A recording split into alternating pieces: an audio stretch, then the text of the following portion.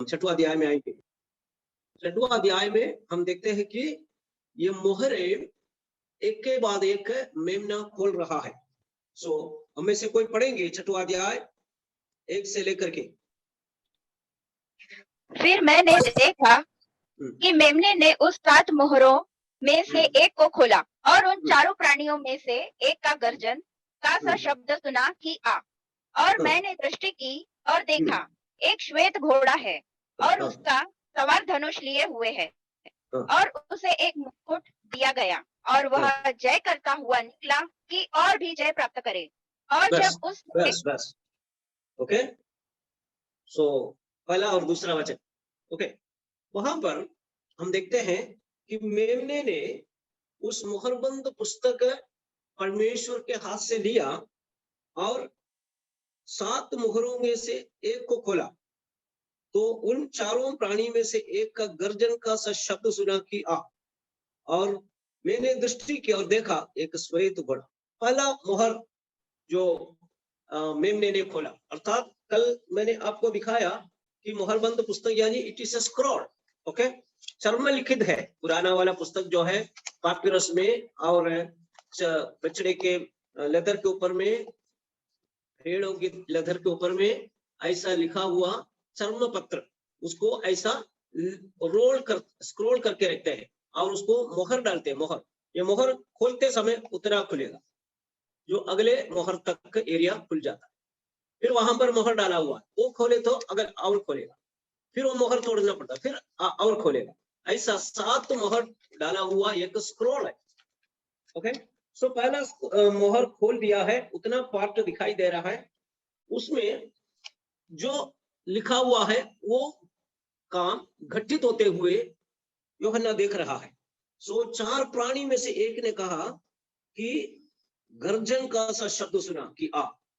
और मैंने दृष्टि की और देखो एक श्वेत घोड़ा, जो 4 प्राणी सिंहासन के नीचे में है, उसमें से पहला प्राणी ने बोला है गर्जन के समान। सो इसका मतलब है ये गर्जन एक न्याय को दंड देने के लिए आज्ञा देने वाली शब्द है गर्जन। ओके, सो जब हम आज्ञा देते हैं हम जोर से बोलते हैं, कमेंड, इट्स अ शाउट, इसको बोलते हैं गर्जन। ओके, राजा महाराजा लोग आज्ञा देते थे यानी जोर से बोलते। रिक्वेस्ट यानी धीमी से बोलना है ना। आज्ञा दानी जोर से बोलना। अभी शैतान को आज्ञा देते हैं निकल जाओ, कैसे आज्ञा देते हैं? शैतान निकल जाओ, ऐसा बोलते क्या? निकल जाओ यीशु के नाम, ऐसा आज्ञा देते। सो गर्जन यानी जोर से बोलने का मतलब है एक आज्ञा है, ये दंड की आज्ञा है। सो ये दंड की आज्ञा क्या है? वहां दिखते हैं प्राणी में से एक ने बोला आओ, सो उन्होंने देखा है एक श्वेत घोड़ा निकला। सो हमें इस अध्याय पढ़ते समय 4 घोड़े का उल्लेख है। एक श्वेत घोड़ा, उसके बाद लाल घोड़ा, उसके बाद काला घोड़ा, उसके बाद पीला घोड़ा। 4 घोड़ा यानी 4 जीवी आज्ञा देते हैं, 4 घोड़े निकलते। सो पहला घोड़ा श्वेत घोड़ा, श्वेत घोड़ा सफेद। सो श्वेत घोड़ा, उसका सवार धनुष लिए हुए है और उसे एक मुकुट दिया गया है। ओके, वो जय करता हुआ निकला। यहां पर हम देखते हैं श्वेत घोड़ा, श्वेत घोड़ा हम देखते हैं 4 अध्याय में कलीसिया चला गया। कलीसिया जाने के बाद पृथ्वी में फिर क्या होगा? यहाँ पर महाक्लेश, महान क्लेश का समय है। सो यहाँ पर महान क्लेश के बारे में 6वां अध्याय से लेकर के 18 अध्याय तक हम पढ़ेंगे। सो महान क्लेश के समय घटित होने वाले घटनाओं का वर्णन है एक एक मोहर। ओके, पहले श्वेत घोड़ा निकलता है पृथ्वी पर, उस पर एक सवार है। श्वेत जो है हमेशा शांति को दर्शाता है। ये घोड़े पर घुड़सवार व्यक्ति कौन है? कईयों को इसके बारे में तर्क है। ओके, तर्क है। कोई बोलते हैं श्वेत घोड़ा है, इसका मतलब है वो प्रभु यीशु मसीह है। ओके, क्योंकि 19वां अध्याय, प्रकाशित वाक्य 19वां अध्याय 11 पद में श्वेत घोड़े पर सवार होकर के यीशु मसीह आते हुए हम देखते हैं। जरा पढ़िएगा 19वां अध्याय 11 पद। मैंने एक स्वर्ग को खुला हुआ देखा और देखता हूँ कि एक श्वेत घोड़ा है और उस पर एक सवार है जो विश्वास योग्य और सत्य कहलाता है और वह धर्म के साथ न्याय और युद्ध करता है। सो यहाँ पर हम देखते हैं श्वेत घोड़े पर सवार होकर के कौन आ रहा है? यीशु मसीह आ रहा है। ओके, यीशु मसीह इस पृथ्वी पर उनके दूसरे आगमन के दूसरे पहलू में जब पृथ्वी पर उतर आता है उस समय श्वेत घोड़े पर सवार होकर के आता है। प्रकाशित वाक्य 19 अध्याय 11-12। सो इस कारण बाइबल विद्वानों में से कुछ लोगों का ये मत है कि ये पहला मोहर खोले तो श्वेत घोड़ा निकला, ये श्वेत घोड़ा यीशु हो। लेकिन वहां पर हम देखते हैं ये श्वेत घोड़ा 6वां अध्याय के श्वेत घोड़ा और 19वां अध्याय के श्वेत घोड़े पर सवार जो व्यक्ति है उसका तुलना करके हम देखेंगे, तब आपको पता चलता है 19वां अध्याय में जो घोड़े पर सवार होकर के आता है वो विश्वास योग्य है, उसको परमेश्वर का वचन नाम दिया गया है। इसका मतलब है वो प्रभु यीशु मसीह है। लेकिन 6वां अध्याय के घोड़े पर जो बैठ करके आते हैं, श्वेत घोड़े पर बैठ करके आते हैं, उनके हाथ में एक धनुष दिया गया है और उनको मुकुट दिया हुआ है, वो जय करता हुआ निकला। इसका मतलब है पहला 6वां अध्याय का श्वेत घोड़ा और 19वां अध्याय के श्वेत घोड़ा, 6वां अध्याय के श्वेत घोड़े के सवार और 19वां अध्याय के श्वेत घोड़े के सवार दोनों दो है, दोनों अलग अलग है। यीशु मसीह के मुंह से तलवार निकलता है, यीशु मसीह धनुष लेकर के नहीं आता है। लेकिन 6वां अध्याय में घोड़े पर निकलने वाला सवार होकर आने वाले व्यक्ति के हाथ में धनुष है। इसका मतलब है वो बिल्कुल यीशु मसीह नहीं। श्वेत देख करके हम यीशु है करके हम उसका व्याख्या नहीं कर सकते, क्योंकि स्वभाव हम देखते हैं वो मसीह विरोधी को दर्शाता है। सो अगले घोड़े के बारे में पढ़ते समय पता चलता है ये चारों घोड़ा एक ही व्यक्ति को दर्शाता है, बस केवल इतना ही है वो रंग बदलता है, स्वभाव बदलता है। सो पहला घोड़ा निकल आया है श्वेत घोड़ा, उस पर सवार जो व्यक्ति है मसीह विरोधी है, मसीह विरोधी है। ओके, मसीह विरोधी के शासन काल को हम देखते हैं कि वो 7 वर्ष का शासन काल है। मैं अभी उसके डिटेल में नहीं जाऊंगा, बाद में आपको बताऊंगा, क्योंकि मसीह विरोधी कलीसिया जाने के तुरंत बाद मसीह विरोधी यहाँ पर प्रकट होंगे और मसीह विरोधी और जो मनुष्य के साथ 7 वर्ष के लिए समझौता करेगा। खास करके मसीह विरोधी यहूदियों के साथ तो समझौता करेगा। ओके, 7 वर्ष के लिए, ओके, 1 हफ्ते के लिए। सो उसके आधे में उन्होंने वो क्या बोलते हैं वाचा तोड़ देता है। फिर आप कहेंगे दानियल के पुस्तक दानियल 9 उसका 27 पढ़िए, दानियल 9:27। और वह प्रधान 1 सप्ताह के लिए बहुतों के संग दृढ़ वाचा बांधेगा। ओके, प्रधान 1 सप्ताह के लिए बहुतों के साथ दृढ़ वाचा बांधेगा, यानी वो लोगों के साथ 1 सप्ताह के लिए वाचा बांधेगा, प्रॉमिस करेगा, एग्रीमेंट करेगा। 1 हफ्ता यानी वचन के अनुसार 7 दिन, 7 वर्ष को दर्शाता है और बाद में हम उसको प्रूव करेंगे। वो 1 सप्ताह के लिए वाचा बांधा, अर्थात मसीह विरोधी का शासन काल 1 सप्ताह है, अर्थात 7 वर्ष है। लेकिन उसके आधे में वही वचन फिर से पढ़िए 9:27, दानियल 9:27। हाँ, वह प्रधान 1 सप्ताह के लिए बहुतों के संग दृढ़ वाचा बांधेगा, परंतु आधे ही सप्ताह के बीतने पर वह मेल बलि और अन्न बलि को बंद करेगा। ठीक, आधे सप्ताह बीतने पर वो क्या करेगा? मेल बलि और अन्न बलि को बंद करेगा। इसका मतलब है वो यहूदियों के साथ खास करके वाचा बांधेगा, यहूदियों को उनकी आराधना की स्वतंत्रता देगा। यहूदियों में यरूशलेम में उस समय एक मंदिर रहेगा, वहां पर पहले जैसा बलि विधि यानी सैक्रिफाइस सिस्टम रहेगा। सो यहूदियों के साथ वाचा बांधकर उनको शांति का ट्रीटी, पीस ट्रीटी किया है। बोला है तुम आराधना कर सकते हो, बलि चढ़ा सकते हो, सब कुछ कर सकते हो, जो धर्म का स्वतंत्रता है। लेकिन आधे ही सप्ताह बीतने पर उन्होंने क्या किया है? अन्न बलि, होम बलि सब बंद करवा दिया। इसका मतलब है वाचा तोड़ दिया। ओके, सो आधे सप्ते में वाचा तोड़ देता है। इसका मतलब है ये व्यक्ति जो 7 वर्ष के लिए आता है, पहले 3.5 वर्ष नरम रहेगा, ज्यादा परेशान नहीं करेंगे, लेकिन आधे सप्ते में वाचा तोड़कर और आधे सप्ताह अर्थात 3.5 साल शांति से शासन करेगा, ज्यादा परेशान नहीं करेगा, परेशान करेगा लेकिन ज्यादा नहीं करेगा। लेकिन अगले 3.5 वर्ष यानी आधा सप्ते के बाद, 7 वर्ष है उसका आधा मीन्स 3.5, तो 7 वर्ष को 3.5 करके अलग किया है। पहले 3.5 वर्ष सबके साथ में मिलजुल के रहते हैं, सबके साथ शांति के वातावरण निर्माण करता है, सभी के साथ पीस ट्रीटी, शांति के वाचा बांधेंगे सभी राज्य के साथ। वो इसलिए कि समस्त दुनिया को अपने वश में करने के लिए सभी के साथ शांति शांति शांति प्रचार करके आता है। तो लोग राष्ट्र कहेंगे कि एक शांति का दूत है, एक अच्छा नेतृत्व करने वाला एक राजनीतिक नेता है बोल करके इस नेता को या मसीह विरोधी को समस्त दुनिया एक्सेप्ट करेंगे। सबको अपने वश में करने के बाद आधे सप्ते में वो अपना रूप बदलता है, अर्थात 3.5 साल के बाद एकदम क्रूर व्यक्ति बन जाता है। अगले 3.5 साल बहुत अनटोल्ड मेथड, यानी मसीह विरोधी मनुष्य को इस धरती में सताएंगे। हम उसका डिटेल में अगले अध्यायों में जाएंगे। ओके, सो मेरे कहने का अर्थ है जो शुरुआत में श्वेत यानी शांति, श्वेत जो है शांति का प्रतीक है, शांति बोलकर सभी के साथ समझौता करेगा। और आज के जितने भी पॉलिटिकल इश्यूज है उसका शांति समाधान नहीं हुआ अभी तक, सब जगह में झगड़ा लड़ाई है। तो अनेक लीडर्स लोग पीस ट्रीटी किया है, शांति के समझौता किया है, लेकिन समझौता जल्दी अनम्यूट रखिए रीना सिंह, अनम्यूट रखो, सो म्यूट रखो, ओके राइट। सी ये शांति का संदेश लेकर के आता है, लेकिन शांति पीस ट्रीटी टूट जाता है।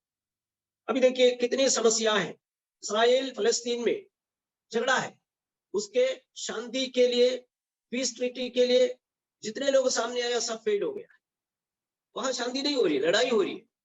इंडिया पाकिस्तान, जितने भी कश्मीर इश्यू, पाकिस्तान ऑक्यूपाइड कश्मीर, इसका समाधान करने के लिए बड़े राजा लोग ने, नेता लोगों ने, अलग अलग देशों के नेता लोगों, प्रेसिडेंट लोगों ने कोशिश किया, लेकिन उसका शांति नहीं हो रही है, समाधान नहीं हो रही है।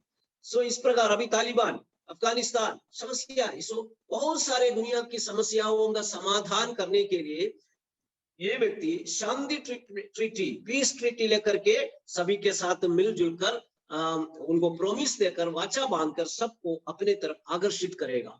इसलिए मसीह विरोधी का एंट्री पृथ्वी पर बड़ा क्रूर मनुष्य के रूप में नहीं, बल्कि बड़े प्यार से शांति की बात करते हुए सभी राज्यों को, सभी नेताओं को अपने वश में कर लेगा, आकर्षित करेगा। इस प्रकार मसीह विरोधी इस दुनिया में प्रवेश करेगा। मसीह विरोधी के 4 स्वभाव 4 घोड़े के समान यहाँ पर बताया गया है। लेकिन हम देखते हैं ये शांति बोलते हैं, लेकिन उसका दूसरा अध्याय में लिखा है श्वेत घोड़ा है, उसका सवार धनुष लिए हुए और उसे एक मुकुट दिया गया। शांति बोलते समय भी इस घुड़ सवार के हाथ में क्या है? धनुष है। धनुष काय के लिए है? शांति बोलने वाले के पास धनुष का क्या जरूरत है? इसका मतलब है ये जो है झूठा व्यक्तित्व है। धनुष लेकर के आने का मतलब है कि ये लड़ने वाला है, ये लड़ने वाला है। आज नहीं तो कल ये लड़ेगा, इसलिए इनके पास धनुष रखा हुआ है। लेकिन अभी जो है वो धनुष का उपयोग नहीं कर रहा है, धनुष बाद में वे उपयोग करेंगे। हम देखते हैं उसको मुकुट दिया गया है। मुकुट, धनुष और मुकुट, धनुष जो है लड़ाई को दर्शाता है, मुकुट जो है उनका अधिकार को दर्शाता है। लेकिन इस धनुष का प्रयोग करते हुए हम नहीं देखे। ओके, इसका मतलब है शांति बोल करके आता है, लेकिन धनुष उनके पास छुपा के रखा है। समय आने पर वो धनुष का उपयोग करेंगे। इसका मतलब है यीशु मसीह नहीं, यीशु मसीह के पास धनुष नहीं है। यीशु मसीह का जो हथियार है उनके मुंह से निकलने वाले वचन 2 धारी तलवार है। लेकिन मसीह विरोधी के पास धनुष है। शांति बोलकर सबको अपने वश में कर देता है, बाद में वो लड़ाई करने के लिए, मारने के लिए, पीटने के लिए निकलेगा, उसका संकेत करता है। हम देखते हैं उनको अधिकार दिया गया है, यानी मुकुट राजाओं को मुकुट यानी उसका अधिकार को दर्शाता है। अर्थात शैतान के द्वारा इस पृथ्वी पर 7.5 वर्ष शासन चलाने के लिए मसीह विरोधी को अधिकार दिया गया है। ओके, उस अधिकार के साथ मसीह विरोधी कार्य कर। पहला घोड़ा, श्वेत घोड़ा, मसीह विरोधी का एंट्री है। मसीह विरोधी श्वेत यानी शांति बोल करके सबको अपने वश में करेगा। ओके, पुराने दिनों में जब राज्य जो यानी आपस में लड़ते थे। पुराना समय की लड़ाई भाला तलवार यानी इसके साथ में थी। सो अगर एक राज्य दूसरा राज्य के साथ लड़ते समय अगर जो एक राज्य शांति चाहता है वो क्या करते हैं, शांति का प्रतीक के रूप में एक सफेद झंडा रणभूमि में खड़े करता है। जो सफेद झंडे को रणभूमि में खड़े किया है तो अगले पार्टी को पता चलता है फलाने लोग हमारे साथ शांति रखना चाहते हैं, लड़ना नहीं चाहते। तो शांति के प्रतीक के रूप में सफेद झंडा खड़े करता है। इसका मतलब है सफेद जो है शांति का प्रतीक है। मसीह विरोधी शांति के दूत बन करके दुनिया में प्रवेश करेंगे। ओके, और उसके बाद क्या होगा, तीसरा वचन से पढ़िए, तीसरा 3 और 4 पढ़ेंगे।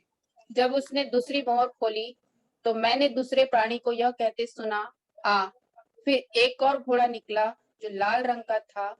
उसके सवार को यह अधिकार दिया गया कि पृथ्वी पर से मेल उठा ले, ताकि लोग एक दूसरे को वध करे, और उसे एक बड़ी तलवार दी गई।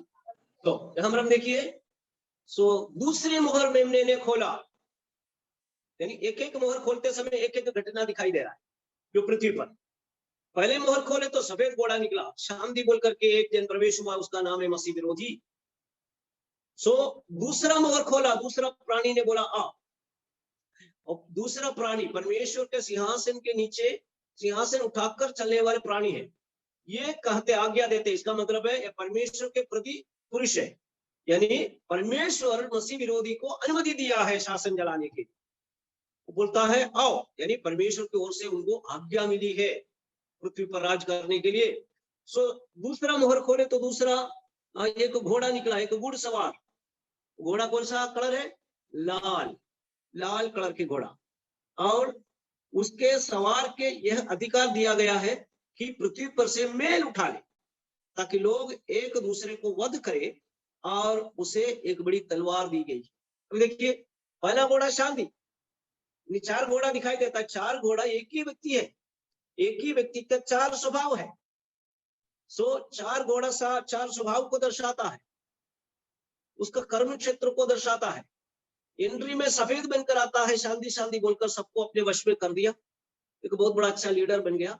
लेकिन थोड़ी देर में दूसरी मुहर खुलते ही ये घोड़ा लाल घोड़े के रूप में दिखाई दे रहा है। तो लाल घोड़ा दिख रहा है। लाल जो है आपको मालूम है डेंजर, डेंजर। जब लाल बत्ती जलते हैं इसका ये संकेत है आगे मत बढ़ो, वहां डेंजर है। ओके, सो लाल जो है खून के कलर है, अर्थात लाल घोड़े में सवार इस मनुष्य बड़े डेंजर व्यक्ति के रूप में, खून खराबी करने वाले व्यक्ति के रूप में, मारपीट करने वाले व्यक्ति के रूप में, लड़ने वाले व्यक्ति के रूप में मसीह विरोधी अपना स्वभाव को बदलता है। शांति बोलकर सबको अपने वश में कर लिया। सब अपने पक्ष में आने के बाद वे धीरे अपना असली स्वभाव प्रकट किया, लाल, डेंजर। ओके, वहां लिखा हुआ है उसको अधिकार दिया गया है, उसको पृथ्वी पर से मेल उठाने की अधिकार दिया गया है। मेल यानी मेल क्या है, लाल घोड़े पर प्रकट होने वाले व्यक्ति को पृथ्वी पर से मेल उठाने के लिए, मेल, इंग्लिश बाइबल आप देखेंगे वहां पर पीस लिखा हुआ है, पीस यानी शांति।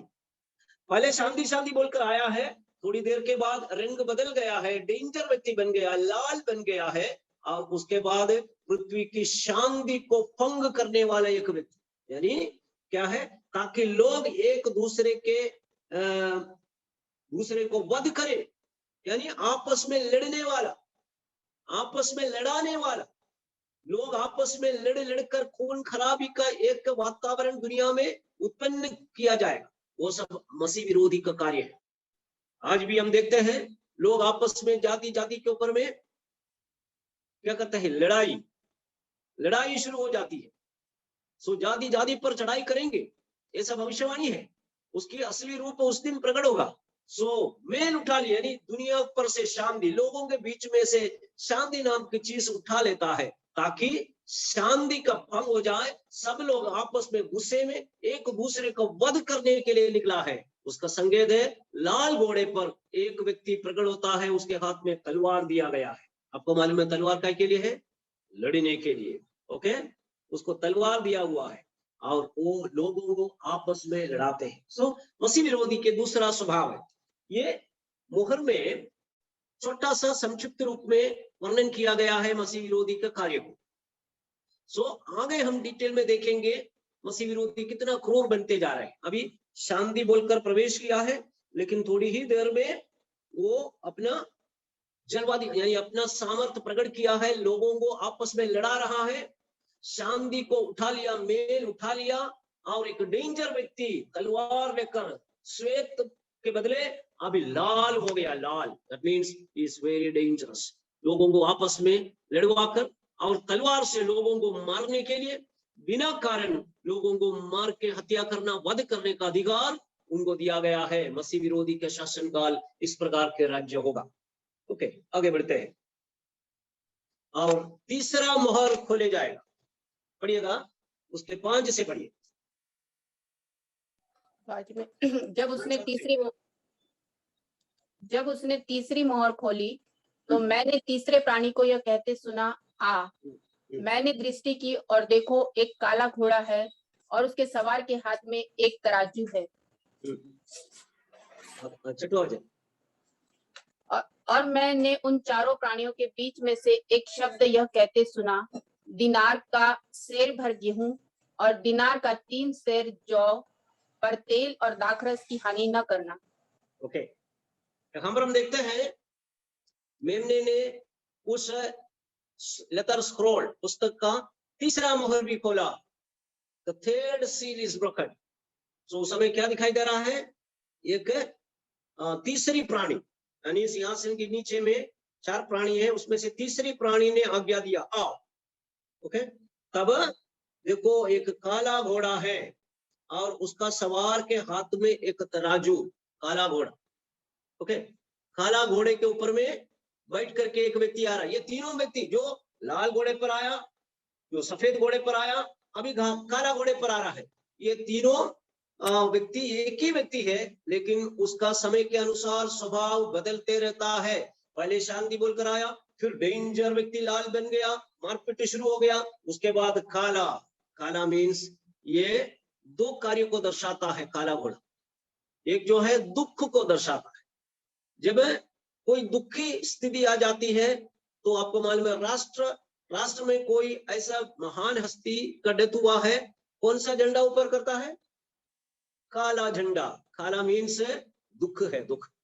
नंबर 2, काला मीन्स वो मृत्यु को दर्शाता है। यहाँ पर लिखा हुआ है, जो काला घोड़ा है और उसके सवार के हाथ में एक तराजू है।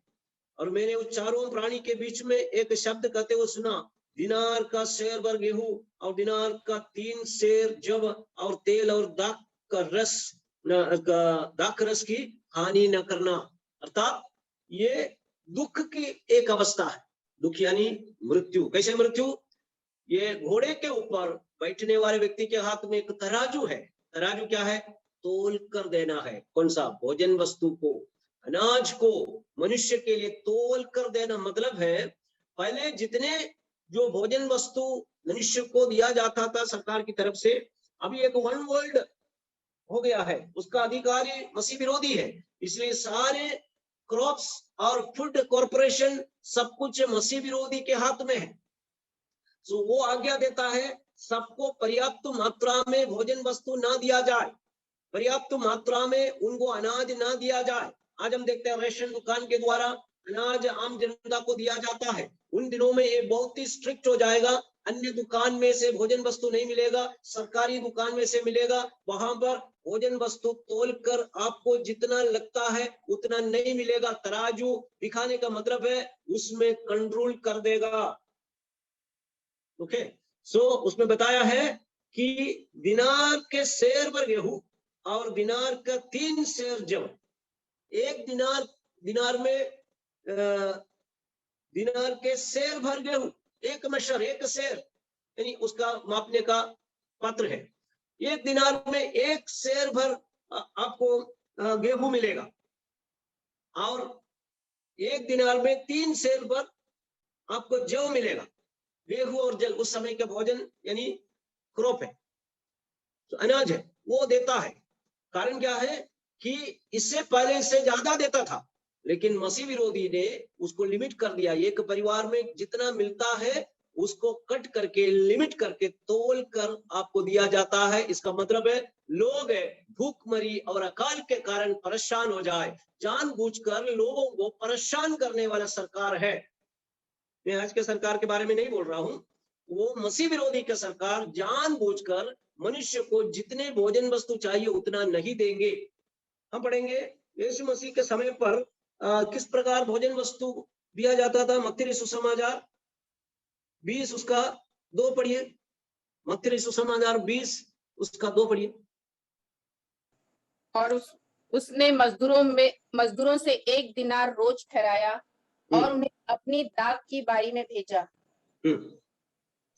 1 दिनार रोज पर ठहराया। 1 दिनार रोज पर, यानी 1 दिनार यानी 1 दिन की वेज है। ओके, 1 दिन। सो 1 दिन के उनका यानी मजदूरी है। 1 दिनार एक रोमन डिनेरियस, रोमन सिक्का है।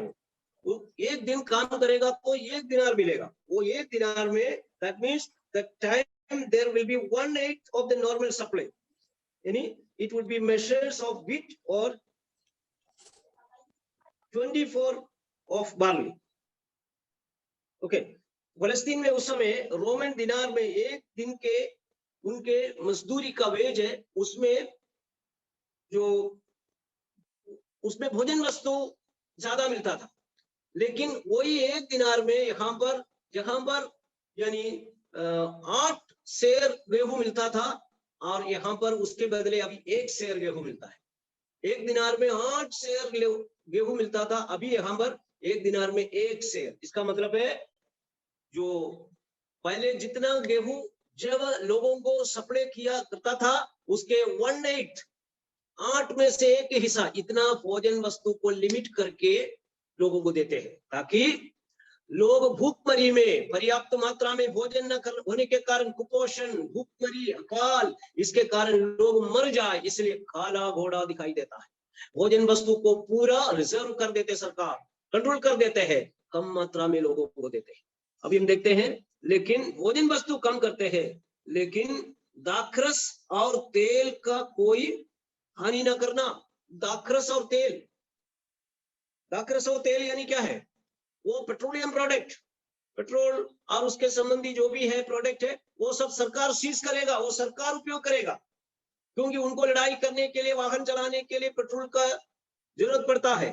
तो इसलिए अनाज को लिमिट करो, मनुष्य को कम करके दे दो, लेकिन लोगों को पेट्रोलियम प्रोडक्ट मत दो, वो सब सरकार देगा। अभी पेट्रोलियम प्रोडक्ट और दवाई इस बात को दर्शाता है। तेल और दाखरस हानि ना करना, क्योंकि उसको सरकार की उपयोग है।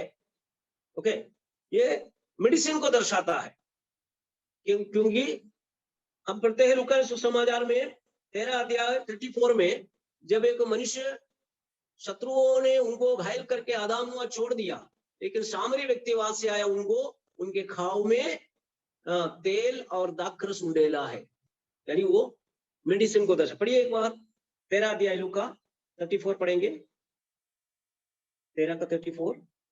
हे यरूशलेम, 13 का 34 मेरे पास, अब लूका 13 का 34 में नहीं है।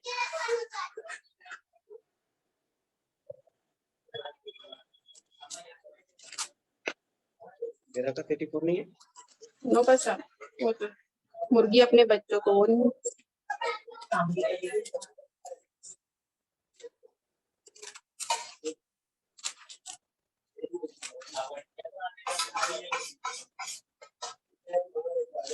थोड़ा सा मिस्टेक हो गया है, लेकिन आपको घटना मालूम है ना?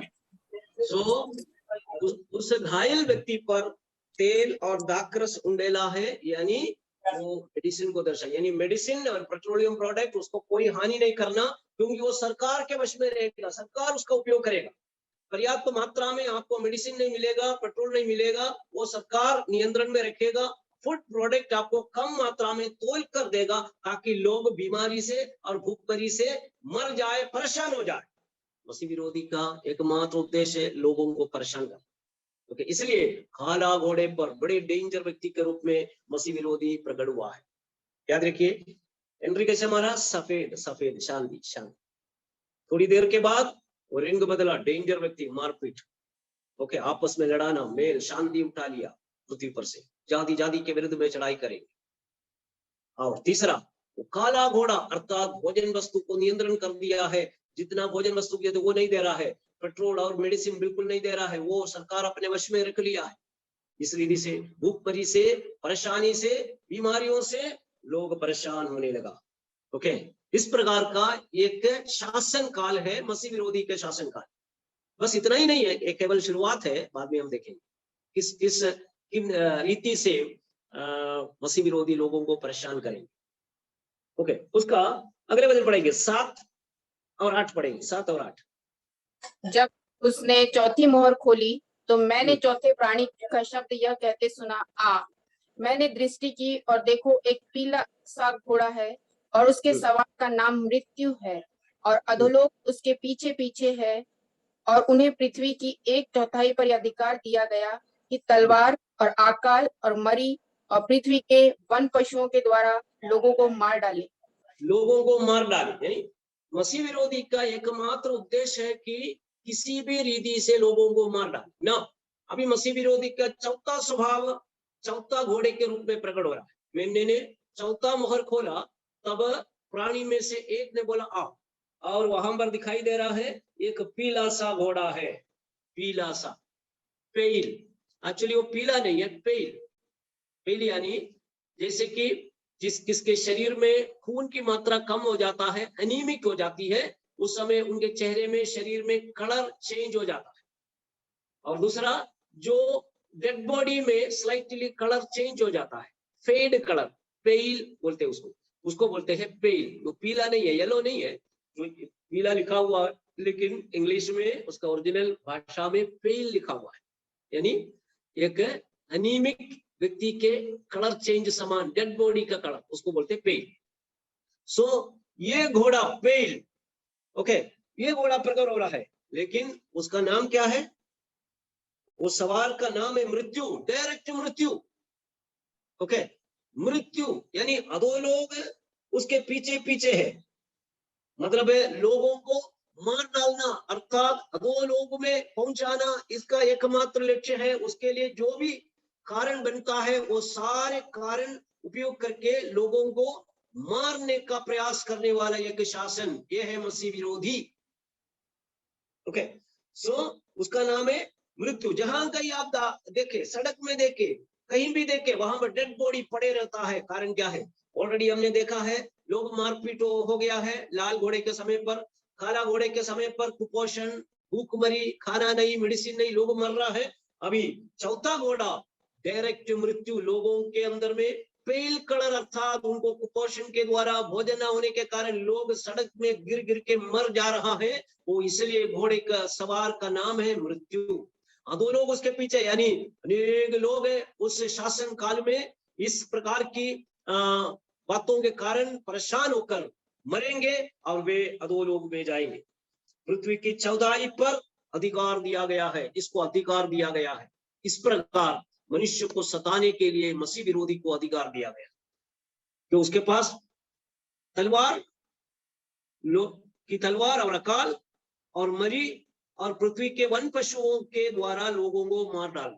ओके, पृथ्वी के वन पशुओं के द्वारा लोगों को मारना। वन पशु यानी जानवर के द्वारा, जो आज के बाइबल स्कॉलर्स का ये मत है, जानवर के द्वारा मारना मतलब है जानवर के द्वारा अलग अलग यानी वायरस है, जैसे कि अभी कोरोना वायरस निकला, इस प्रकार जानवर से अलग अलग प्रकार के वायरस निकाल करके लोगों को मारना। भूखमरी, अकाल और मरी यानी पेस्टिलेंस, महामारी कैसा होता है? ये इस प्रकार के जानवरों में से इस वायरस निकलता है, मनुष्य को अफेक्ट करता है। ऑलरेडी मेडिसिन को कब्जा कर दिया है, पर्याप्त मात्रा में मेडिसिन या भोजन नहीं मिल रहा है, ऊपर से वायरस अटैक हो रहा है और ऊपर से तलवार से मारा जा रहा है, अकाल हो रहा है। किसी भी रीति से मनुष्य शांति से रह नहीं सकता है। मनुष्य को सताने के लिए हर कदम प्रयास करने वाला एक शासन मसीह विरोधी के द्वारा प्रकट होगा। अभी हमने देखा है, जो मोहरबंद पुस्तक में 7 मोहर डाला गया है, 4 मोहर खोला, चार मोहर खोलते समय मसीह विरोधी मनुष्य को सताने का चार तरीका। पहले सताते नहीं, शांति शांति बोलकर सबको अपने वश में कर रहे। थोड़ी देर के बाद वो घोड़ा लाल में बदलता, उसके पास तलवार मारने का अधिकार। थोड़ी देर के बाद काला घोड़ा बन जाता। काला मतलब है मृत्यु को दर्शाता है, अकाल को दर्शाता है, और इस प्रकार सारी दुनिया के ऊपर में अशांति फैल गया है। और थोड़ी देर के बाद वो घोड़ा पेल घोड़ा, पीला घोड़ा बन गया है। उस पर सवार होने वाले व्यक्ति के नाम मृत्यु है। और उस समय तलवार से, अकाल से और महामारी से और जानवरों के द्वारा मनुष्य को सताया जाए। इस प्रकार मनुष्य को किस प्रकार सताना, मारना, नाश करना, केवल यही है मसीह विरोधी का शासन। प्रियो, आज भी शासनकर्ता लोग इस प्रकार के कार्य करते समय हम चकित हो जाते हैं। क्यों करते हैं? क्योंकि ये सारे शासन जो है मसीह विरोधी के शासन की ओर आगे कदम बढ़ाता है।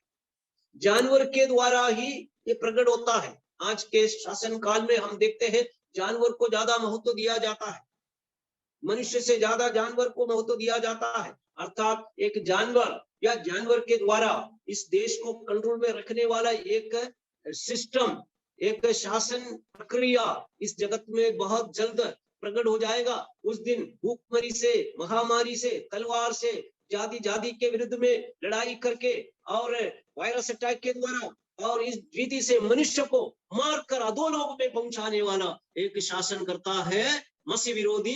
वो मसीह विरोधी चार प्रकार इस दुनिया के ऊपर में प्रकट होंगे। मसीह विरोधी के शासन काल का इंट्रोडक्शन है ये। और अब फिर हम देखेंगे मसीह विरोधी और क्या क्या भयंकर कार्य इस दुनिया में करते हैं। ओके, सो और हम देखेंगे, अगले मोहर की तरफ जाएंगे, 9 से 11 तक पढ़ेंगे। 9 से 11। और जब उसने पांचवी मोहर खोली तो मैंने एक वेदी के नीचे उनके प्राणों को देखा, जो परमेश्वर के वचन के कारण और उस गवाही के कारण जो उन्होंने दी थी वध किए गए थे। उन्होंने बड़े शब्द से पुकार कर कहा, हे स्वामी, हे पवित्र और सत्य, तू कब तक न्याय न करेगा और पृथ्वी के रहने वालों से हमारे लहू का बदला कब तक न लेगा। आगे पढ़िए।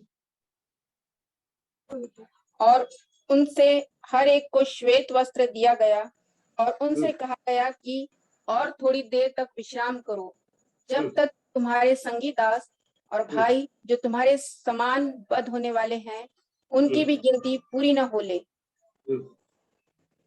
यहाँ पर हम देखते हैं एक स्वर्ग के वेदी के नीचे वध किए गए लोगों के प्राण दिखाई देता है। ओके, तो परमेश्वर के वचन के कारण और उस गवाही के कारण जो उन्होंने दी थी, वध किए थे, और उन्होंने बड़े शब्द से पुकार कर कहा है, स्वामी, हे पवित्र और सत्य सत्य, तू कब तक न्याय नहीं करेगा। ओके, वेदी के नीचे उनके प्राण को देखते हैं, यानी एक धार्मिक सताव के कारण, यानी धर्म के सताव के कारण मारे गए लोगों के प्राण स्वर्ग के वेदी के नीचे में पाए जाते हैं। ओके, याद रखिए, मसीह विरोधी के शासन काल में भी जो परमेश्वर के वचन और गवाही के कारण जो भी मसीह विरोधी के तलवार से मारा जाएगा, देखिए 4 घोड़े के समय पर मृत्यु ही मृत्यु है। सो उस समय परमेश्वर के वचन के खातिर, परमेश्वर की गवाही के खातिर जो कोई मर जाता है मसीह विरोधी के तलवार के कारण, उनके आत्मा या उनके प्राण स्वर्ग के वेदी के नीचे में पाए जाते हैं। याद रखना, मसीह विरोधी अपने पूरे ताकत के साथ दुनिया में यानी शासन चलाते समय परमेश्वर के वचन जानने वाले लोग तभी भी इस दुनिया में है। कंफ्यूज मत होना, कलीसिया नहीं, कलीसिया ऑलरेडी चला गया है। कलीसिया चले जाने के बाद एक छोड़ दिया गया ग्रुप, आज जितने लोग कलीसियाओं में जाते हैं सब लोग स्वर्ग नहीं जाएंगे। जो वचन के अनुसार पक्का परमेश्वर के यीशु मसीह के आगमन की तैयारी में है वही लोग जाएंगे, बाकी लोग छोड़ दिया जाएगा। जो छोड़ दिया जाएगा उनको वचन मालूम है, वो गया नहीं लेकिन उनको वचन मालूम है, इसलिए वो लोग वचन को थामे रखा है, यीशु मसीह की गवाही को थामे रखा है। और अनेक लोग यीशु मसीह पर विश्वास करने लगा। कारण क्या है? 7वां वचन में, 7वां अध्याय में आप पढ़ेंगे तो वहां पर ये आपको पढ़ने को मिलेगा, 1,44,000 लोगों को उस मसीह विरोधी के शासन काल की शुरुआत में ही परमेश्वर यहाँ के राज्य के सुसमाचार के प्रचार के लिए यहूदी गोत्र में से, यहूदी की 12 गोत्र में से चुन लिया है। वे लोग परमेश्वर का प्रचार करेंगे, सुसमाचार का प्रचार करेंगे। वे लोगों को पता चलेगा यीशु मसीह ही उद्धार करता है, इसलिए यीशु मसीह का ये यहूदी गोत्र के लोग प्रचार करेंगे, 1,44,000 लोग। उतना ही नहीं, कलीसिया में से छोड़ दिया गया लोग इस पृथ्वी पर है, वो भी विश्वास करेंगे, प्रचार करेंगे। सो यानी कलीसिया जाने के बाद मसीह विरोधी के शासन काल में इन लोगों के प्रचार प्रसारण के कारण अनेक लोग यीशु मसीह पर विश्वास रखेंगे। कारण मसीह विरोधी अभी लोगों को सता रहा है, इसलिए शांति के लिए वे यीशु मसीह पर विश्वास रखेंगे। यहूदी लोग भी यीशु मसीह पर विश्वास रखने लग जाते हैं। सो इस कारण मसीह विरोधी अपने तलवार से, क्योंकि तलवार लेकर निकला है, वो तलवार से यीशु के वचन और गवाही जो रखते हैं उन सबको मार डालते हैं। इसलिए लिखा है, वचन के कारण, गवाही के कारण मारा गया है, उन लोगों की आत्मा स्वर्ग के वेदी के नीचे में पाया गया है। स्वर्ग का दर्शन है। अभी तक पृथ्वी का दर्शन दिखाया, पृथ्वी पर 4 घोड़े उतरे। अभी स्वर्ग का दर्शन दिखा रहे यूहन्ना। स्वर्ग के वेदी यानी परमेश्वर के सिंहासन और वेदी सब कुछ है, जैसे कि मिलाप वाला तंबू में और सुलेमान के मंदिर में था, ठीक उसी प्रकार एक आराधना सिस्टम, वेदी सब कुछ स्वर्ग में है। सो वहां पर वेदी के नीचे का मतलब है, वेदी यानी बलि अर्थात आराधना को दर्शाता है। उसमें 2 ग्रुप है, एक जो है यहूदी लोग है जो बलि चढ़ाते हैं, दूसरा जो है वेदी यानी आराधना को दर्शा, बाकी लोग है निजात, वे आराधना करते हैं, वचन और गवाही। सो वचन और गवाही को, यीशु मसीह के वचन और गवाही को जो कोई धामे रखता है, उनको चुन चुन करके मसीह विरोधी मारेंगे। यानी मसीह विरोधी के शासनकाल 7 वर्ष के पीरियड में जो कोई यीशु मसीह के वचन और गवाही के कारण मसीह विरोधी के द्वारा मारा जाएगा, तलवार से काटा जाएगा, उनके आत्मा स्वर्ग जाएंगे। याद रखिए, कलीसिया यहाँ से उठा लिया जाने के बाद पृथ्वी पर लोगों को एक और चांस प्रभु ने दिया है स्वर्ग प्राप्ति के लिए, वो है मसीह विरोधी के शासन काल, उस भयंकर दिनों में मसीह विरोधी के तलवार के द्वारा यीशु मसीह के नाम से शहीद हो जाना, उनके आत्मा यानी स्वर्ग में पाए जाता है। आज क्या है? अनुग्रह के युग है। इस अनुग्रह के युग में यीशु मसीह पर केवल विश्वास रखने से तुम स्वर्ग के योग्य बन जाते, कलीसिया के हिस्सा बन जाते हो। आज का युग सारे युग में से सबसे उत्तम युग है, अनुग्रह के युग, the period of grace, dispensation of grace. यानी ये सब कुछ करुणा के कारण, ग्रेस के कारण है। केवल यीशु मसीह पर विश्वास रखो, तुम यीशु का संतान बन जाते हो, यीशु के दुल्हन बन जाती हो, कलीसिया के हिस्सा बन जाते हो और तुम स्वर्ग जा सकते हो।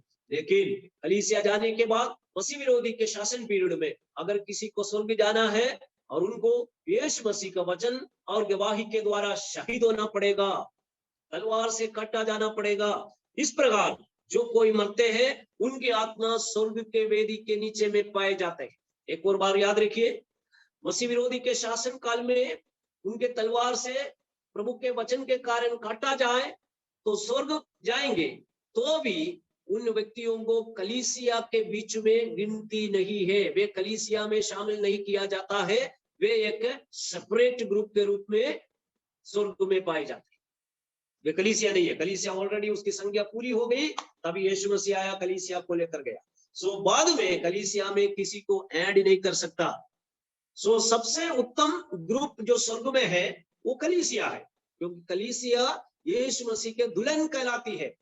पति के ऊपर पूरा अधिकार पत्नी का है, उसी प्रकार स्वर्ग के सारे अधिकार कलीसिया को है, बाकी लोगों को पार्शली दिया जाता है, लेकिन पूरा अधिकार, पक्का अधिकार पत्नी का है, दुल्हन का है, कलीसिया का है।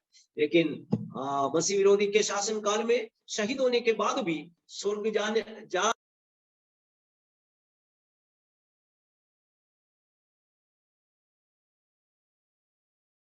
चलिए आज का दिन हार पाना ही हमारे जीवन में सबसे उत्तम बात। ओके, सॉरी बीच में कौन आ रहा है। सो इस प्रकार जो वध किए हुए लोगों की आत्मा स्वर्ग में पाए जाते हैं, वे लोग क्या करते हैं, परमेश्वर से प्रार्थना करें, स्वामी पवित्र और सत्य तू कब तक न्याय करेगा, कब तक न्याय न करेगा, और पृथ्वी के रहने वालों से हमारे लोगों का पलटा कब तक न लेगा। वे वहां से वेदी के नीचे बैठे हुए परमेश्वर से विनती करते हैं, बोलते कब तक तो पलटा नहीं लेगा। पृथ्वी में रहने वाले यानी मसीह विरोधी और उनके लोग परमेश्वर के लोगों को मारते जा रहे, कब तक तो उसका पलटा नहीं लेगा, बदला ना लेगा। प्रभु से प्रार्थना करते हैं बदला लो, लेकिन प्रभु क्या बोलता है, उनमें से हर एक को श्वेत वस्त्र दिया गया है कि वो थोड़ी देर तक विश्राम करे, जब तक तुम्हारे संगी दास और भाई जो तुम्हारी न्याय वध होने वाला है उनकी भी गिनती पूरी होने दे। यानी तुम्हारे न्याय और भी लोग वध होना बाकी है। यीशु मसीह के वचन और गवाही के कारण तुम लोग वध हो गया है, हम आ गया, तुम्हारे समान तुम्हारे संगी दास और भी वध होना बाकी है, वो भी होने दो, तब तक तुम विश्राम करो। यानी बहुत बड़ी ग्रुप उन दिनों में मसीह विरोधी के शासन काल में प्रभु पर विश्वास रखकर वचन और गवाही के द्वारा काटा जाएगा, उनकी आत्मा स्वर्ग में जाएंगे। They will be a special group in heaven. वो कलीसिया में जोड़ नहीं दिया जाएगा, वे स्वर्ग में जरूर प्रवेश करेंगे। इसलिए ध्यान से सुनिए, सो मसीह विरोधी के शासन काल में तलवार से मर के स्वर्ग जाने से अच्छा है आज इस अनुग्रह के युग में केवल यीशु मसीह पर विश्वास रखे, यीशु के आगमन में तुम स्वर्ग जा सकते हो। यीशु मसीह का दुल्हन की पदवी तुम्हें दिया जाएगा। हम कितना धन्य लोग हैं। समस्त दुनिया में सबसे उत्तम पीरियड में हम लोग रहते हैं, कलीसिया पीरियड। यह है अनुग्रह का पीरियड। आज अनुग्रह के सुसमाचार हमें दिया जाता है, लेकिन कलीसिया जाने के बाद यहाँ पर जो 1,44,000 जो सुसमाचार कोंगो इसराइलियों में से नियुक्त करके प्रचार करवाएंगे, उस सुसमाचार का नाम है राज्य का सुसमाचार। वे राज्य का सुसमाचार सुनाएंगे, राज्य का सुसमाचार सुन करके यीशु मसीह पर विश्वास रखेंगे और मसीह विरोधी के द्वारा वध किया जाएगा, स्वर्ग जाएगा, लेकिन कलीसिया में शामिल नहीं किया जाएगा। इसलिए मैं आपको बताना चाहता हूं, ये उत्तम पीरियड है। इस उत्तम पीरियड में कलीसिया के पीरियड खत्म होने से पहले हम सब यीशु मसीह पर पक्का विश्वास रखें और दूसरों को भी बताए, क्योंकि इसके बाद हमें कलीसिया में मिलने का अवसर है ही नहीं। ओके, सो इस प्रकार अनेक लोगों को मसीह विरोधी उन दिनों में मारेंगे और यीशु मसीह के कारण मारा जाता है, वो स्वर्ग में जरूर जाएगा। और अगला मुहर खोलेंगे, वो भी हम पढ़ेंगे आज के लिए, और 12 से लेकर के पढ़िए। जब उसने छठवीं मोहर खोली तो मैंने देखा कि एक बड़ा भूकंप हुआ और सूर्य कंबल के समान काला और पूरा चंद्र लहू के समान हो गया। आगे पढ़िए। आकाश के तारे पृथ्वी पर ऐसे गिर पड़े जैसे बड़ी आंधी से हिलकर अंजीर के पेड़ में से कच्चे फल झड़ते हैं।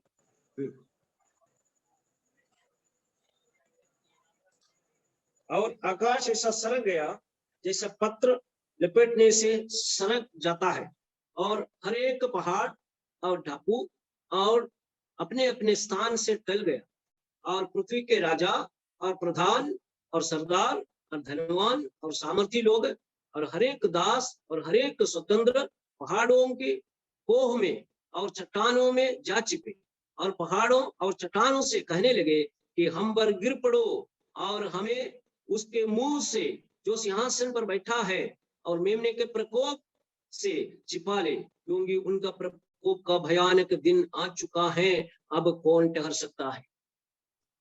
ओके, यानी छठवां मोहर जो है, वहां पर होने वाली घटना जो है वो मेमने के प्रकोप के कारण होने वाली घटना है। याद रखिए, अभी तक के मसीह विरोधी के द्वारा जो लोग सताया जा रहा है, तलवार से, भूखमरी से और अलग अलग रीति से लोगों को मारते थे। ओके, और डायरेक्ट तलवार से, वचन के कारण, गवाही के कारण मारते थे। सो इस प्रकार मसीह विरोधी लोगों को सताते समय मेमने का प्रकोप का भी दिन हो चुका है। मसीह विरोधी और मसीह दोनों क्रोधित है, मसीह विरोधी दुनिया पर क्रोधित होकर के तांडव नृत्य कर रहा है, संहार तांडव कर रहा है, उसी समय ऊपर से मेमने का क्रोध अर्थात यीशु मसीह का क्रोध का दिन है वो। मेमना क्यों क्रोध करता है? क्योंकि 2000 साल से अधिक है, पेंतिकुस्त के दिन से लेकर के यीशु मसीह के पुनरागमन तक कलीसिया पीरियड, 7 कलीसिया पीरियड, 2000 से अधिक साल प्रभु ने इन दुनिया के लोगों को दिया है उद्धार पाने के लिए, यीशु मसीह पर विश्वास रखने के लिए और इस दुष्ट दुनिया से बचने के लिए। लेकिन मनुष्य यीशु मसीह पर विश्वास नहीं किया। जो विश्वास किया वो उठा लिया गया।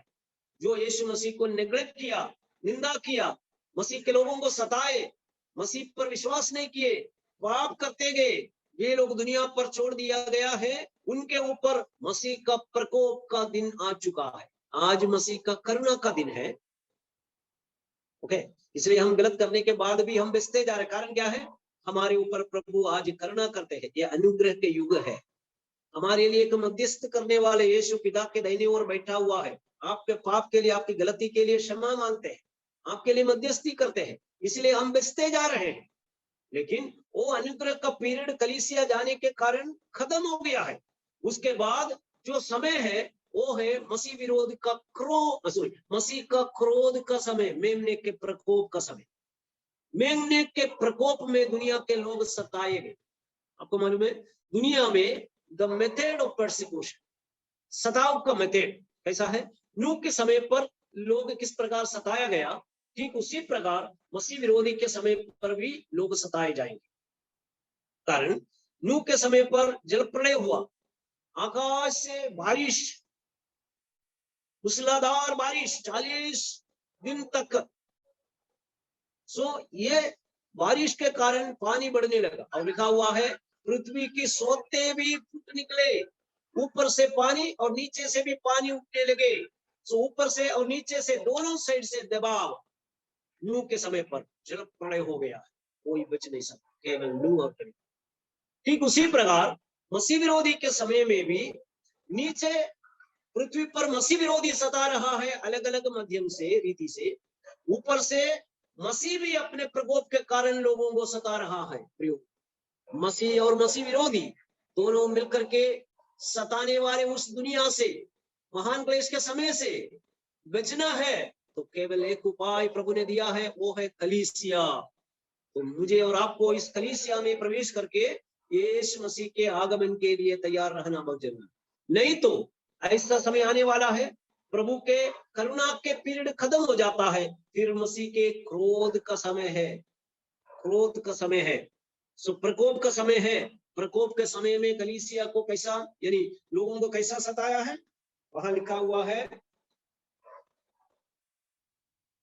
ओके, सूर्य बड़ा फुईडोल प्रकृति शक्तियों को हिला हिला करके प्रभु के प्रकोप जगत के लोगों को सताते हैं। मसीह विरोधी अलग से तलवार से, भूखमरी से इस प्रकार सताते, लेकिन मसीह कैसे सलाता है? प्रकृति शक्तियों को हिला देता है। नंबर 1 बड़ा फुईडोल, फुईडोल होगा। आपको मालूम है फुईडोल का असर कितना भयंकर होता है। आज के तारीख में उसको एक्सप्लेन करने की आवश्यकता नहीं। हमारी आंखों के सामने कितने बड़े बड़े फुईडोल हुआ, कितने लोग मर गए। ओके, अपने हिंदुस्तान में कितने फुईडोल हुआ, भुज और कच्छ में, गुजरात में, लातूर और सलेमाबाद में, और नेपाल में फुईडोल हुआ, हमारे पड़ोस देश में, और विश्व भर में फुईडोल हुआ है। तो कितने हजारों हजारों हजारों लोग हैं फुईडोल के कारण मर गए, कितना नाश हुआ। उस समय बड़ा फुईडोल होगा। ये फुईडोल इसलिए है मसीह के प्रकोप के कारण, मेमने के प्रकोप के कारण। ओके, दूसरा सूर्य कंबल की नाई काला हो जाता है। सूर्य कंबल की नाई काला होता है। सूर्य काला हो जाता मतलब है सूर्य प्रकाश नहीं देगा।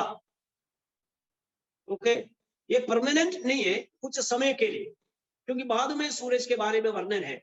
इसलिए यहां पर कुछ समय के लिए सूरज का प्रकाश नहीं मिलेगा। आप सोचते होंगे ऐसा कैसा होगा, कुछ समय के लिए सूरज का प्रकाश को कैसा बंद करेगा? ये सब मेमने के प्रकोप के कारण होता है। ऐसा हो सकता है क्योंकि हम देखते हैं निर्गमन के पुस्तक में 10 उसका 22 में लिखा हुआ है, मिस्र में सताव के समय में जो पीड़ा देते समय में, प्लेग के समय में अंधेरा छा गई। ओके, सो घोर अंधकार मिस्र में लोगों को सताए। सो दोपहर को सूरज अंधियारा हो जाता है। तेरा पढ़िए निर्गमन 10:22 पढ़िए। और तब मूसा ने अपना हाथ आकाश की ओर बढ़ाया और सारे मिस्र देश में 3 दिन तक घोर अंधकार छाया रहा। 3 दिन तक घोर अंधकार छा गया मिस्र में।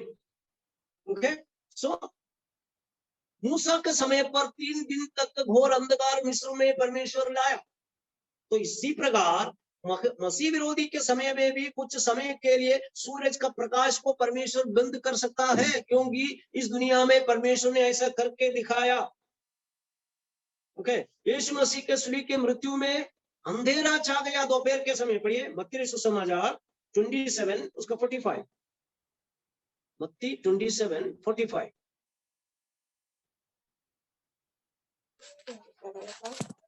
25 और 25 ना। अब लोगों ने 45 45 और इसी दोपहर से लेकर तीसरे पहर तक उसे सारे देश में अंधियारा छाया रहा। ये बराबर पढ़िए रीना बहन। दोपहर से लेकर तीसरे पहर तक उस सारे देश में अंधेरा छाया रहा।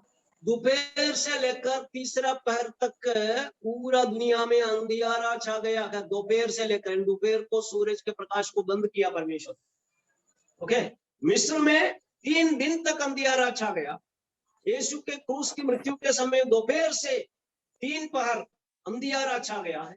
इसका मतलब क्या है कि यीशु परमेश्वर इस प्रकार कर सकता है। सो इसी प्रकार फिर से मसीह विरोधी के समय में सूरज का प्रकाश को कुछ समय के लिए आमीन बंद कर देगा। अंधियारा छा जाता है दुनिया के ऊपर। आपको मालूम है अंधियारा छा गया है, उजियारा नहीं है। कितना समस्या है, अंधियारे का कार्य, अंधकार का कार्य कितना बढ़ जाता है, जीना मुश्किल हो जाता है। चंद्रमा लहू से हो जाता है। आपको मालूम है सूरज के ऊपर डिपेंड है चंद्रमा। अगर सूरज का प्रकाश चंद्रमा में नहीं मिलेगा, वो चंद्रमा भी प्रकाश नहीं दे पाए। इसलिए बताया चंद्रमा लाल सा हो जाए।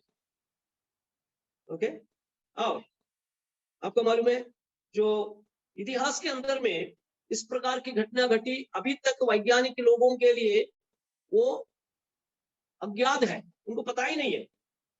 ओके, इतिहास में से बता रहा 1750 मई महीना 19 तारीख को 1750 मई महीना 19 तारीख को न्यू इंग्लैंड में अंधकार में एक दिन हुआ।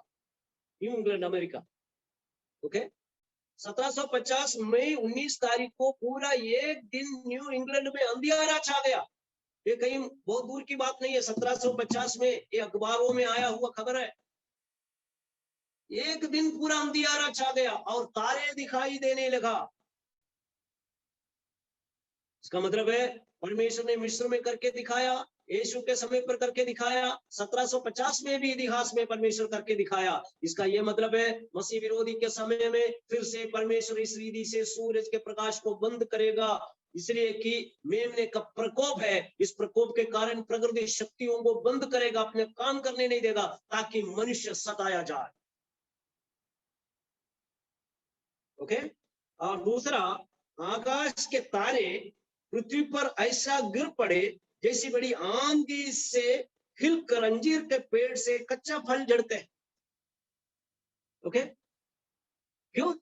आकाश को हिला दिया, वहां से तारा गिरता है, जैसे कि अंजीर के कच्चा फल गिरता है, उस प्रकार तारा गिरते हुए यूहन्ना देख रहा।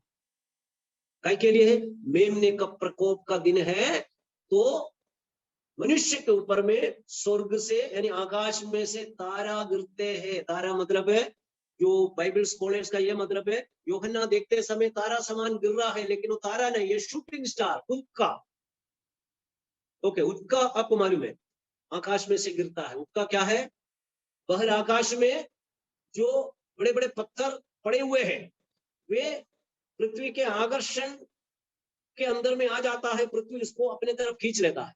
जब ऊपर से बहुत अधिक स्पीड से पृथ्वी को गिरते समय घर्षण के कारण गर्म हो जाता है, जल जाता है, वो बड़े बड़े पत्थर है, वो पृथ्वी के ऊपर गिरता है। ऐसा गिरे हुए शूटिंग स्टार उल्का के पत्थर यहाँ नागपुर में, काटोड़ में और अलग अलग स्थान में वैज्ञानिक लोगों ने फाइंड आउट किया, आसमान से गिरा हुआ पत्थर। आपको मालूम है, इसका मतलब है इस प्रकार वो गिरते समय तारा गिरते हुए दिखाई देता, तारा नहीं गिर सकता है क्योंकि तारा जो है पृथ्वी से भी कई गुना बड़ा है। इसलिए तारा पृथ्वी में गिरे तो फिर सब कुछ खत्म। तारा नहीं गिरता है, तारा समान यूहन्ना को दिख रहा है, इसलिए यूहन्ना ने लिख दिया है अंजीर के पेड़ से कच्चा फल गिरता है वैसा ही तारा गिर रहा है। वो एक्चुअली शूटिंग स्टार उल्का गिर रहा है। आपको मालूम है, पत्थर आसमान से पत्थर आकर मनुष्य के ऊपर में गिरेगा तो कैसा रहेगा? ओके, आपको मालूम जो ओले गिरते हैं और ओले मनुष्य के ऊपर में गिरेगा तो कितना दर्द होता है, सिर फट जाता है। तो ऐसा है तो बड़े बड़े पत्थर गिरेगा तो कैसा रहेगा? ये पत्थर क्यों गिराते हैं? क्योंकि मेमने का प्रकोप का दिन, बड़े बड़े पत्थर उस दिन आसमान से गिरेगा, बड़े बड़े मकान टूट जाएगा, लोगों के ऊपर जानवर के ऊपर गिरेगा, वो उधर ही खत्म हो जाएगा। उस समय दया नहीं है परमेश्वर के पास, क्योंकि ये समय सेट किया हुआ है, मेमने का प्रकोप है। क्योंकि 2000 से अधिक साल मेमने ने करुणा किया, लेकिन लोग उस पर विश्वास नहीं किया, उसका निंदा किया है। इसलिए ये 7 वर्ष जो है मेमने का प्रकोप का दिन है। उस समय मनुष्य का दंडित करेगा। आपको मालूम है इतिहास के अंदर में उसको भी आमीन गिरते शूटिंग स्टार गिरते हुए लोगों ने देखा। इतिहास में लिखा हुआ है 1833 नवंबर 13 तारीख अटलांटिक समुद्र के मध्य भाग से पैसिफिक समुद्र तक 3 घंटे तक लगातार उल्का गिरता रहा। ये इतिहास में नोट किया हुआ ऐतिहासिक घटना है, 1833 में हुआ है घटना। ओके, यानी 2-3 शताब्दी पहले की बात है। इस प्रकार की घटना दुनिया में कई बार परमेश्वर ने करके दिखाया। इसका मतलब है मेमने के प्रकोप के दिन इस प्रकार की घटना रिपीट होंगे। लोगों को मारना ही, लोगों को सताना ही मसीह विरोधी और मेमना दोनों का उद्देश्य है। मसीह विरोधी को परमेश्वर ने अनुमति दिया, आओ सताओ, 4 प्राणी बोल रहा है, और मसीह ऊपर से क्रोध किया, मेमने का क्रोध फुलडोल हो रहा है और अंधियारा छा गया है, सूरज कंबल के नाई जो प्रकाश नहीं दे रहा है, और जो अंजीर के कच्चा फल के समान शूटिंग स्टार गिर रहा है। और आगे लिखा हुआ है आकाश सरक जाता है। आज के क्लास को मैं बंद करूंगा। ये 6वां सील मोहर उसको मैं अगले क्लास में कंटिन्यू करूंगा। ओके, इतना ही मैं बोल करके यहाँ समाप्त करूंगा। मेमने का प्रकोप प्रकृति शक्तियों को हिला हिला करके मानव जाति को सताए। ओके, आज 6 मोहर को खोलते हुए हमने देखा है, और बाद में अगले क्लास में यानी कल के क्लास में और बाकी भाग हम देखें। ओके, प्रभु आपको आशीष दे। और गिरीश भाई ने सवाल पूछा था कि गिरीश भाई है क्या लाइन में?